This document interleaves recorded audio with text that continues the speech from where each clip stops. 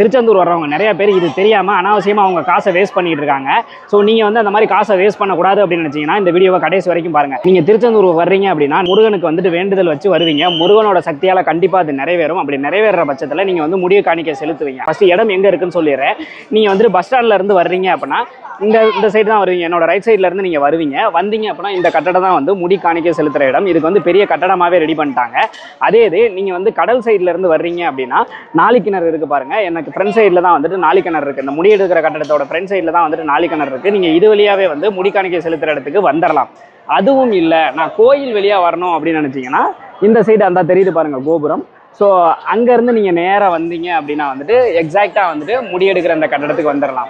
இந்த இடத்துக்கு நீங்கள் வந்ததுக்கு அப்புறமேட்டு முடி காணிக்கை செலுத்துறதுக்கு அமௌண்ட் எதுவுமே கிடையாது. நீங்கள் உள்ளே போகையில் நீங்கள் வந்து டோக்கன் வாங்கிக்கணும். டோக்கன் வாங்கிக்கிட்டு உள்ளே போகிறீங்க அப்படின்னா முடி எடுக்கிறதுக்கு உள்ளே போய் உட்காரலாம். உட்காந்து நீங்கள் முடி எடுத்துடலாம். ஆனால் நிறைய பேர் பார்த்தீங்க அப்படின்னா முடி எடுக்கிறவங்களுக்கு காசு கொடுக்குறாங்க.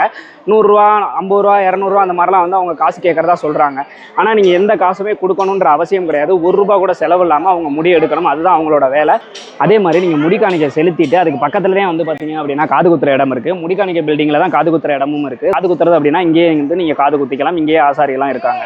இதை பற்றி இன்னும் டீட்டெயிலாகவும் கம்மி பட்ஜெட்டில் எப்படி திருச்செந்தூர் வர்றது அப்படிங்கிறத பற்றி ஃபுல் வீடியோவில் நான் சொல்லியிருக்கேன். மறக்காம அந்த வீடியோ போய் பாருங்க. அடுத்ததாக என்ன பண்ணணும் அப்படிங்கிறது இதே மாதிரி அந்த ஸ்பாட்டுக்கே போய் நான் சொல்கிறேன். மறக்காம நம்ம சேனலை சப்ஸ்கிரைப் பண்ணி வச்சுக்கோங்க.